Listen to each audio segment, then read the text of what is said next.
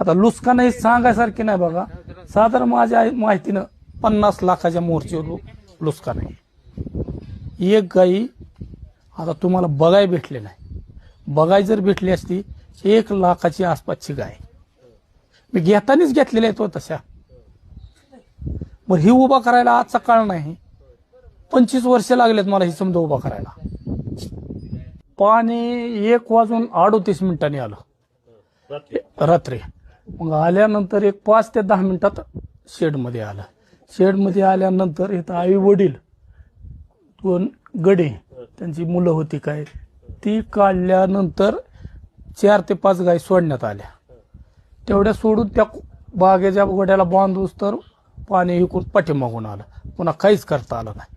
काही म्हणजे असं म्हणजे शिरताची ना मध्ये इतकं पाणी म्हणजे छाती इतकं पाणी आलं. मग हितनं समजे त्या शेडमध्ये जाऊस तर चौकूनच येडा आला पाण्याचा. म्हणजे शिल्लक आता काय राहिलं नाही. इथं एक तर 48 जनावर होतं टोटल. त्यातनं 42 जनावर गेले, लहान थोरासहित 42 गेले. त्यात शेळ्या होत्या काही, गायी होत्या, वासरं होती काही, गाईचं खुराक होतं भरपूर, सोयाबीन होती काही.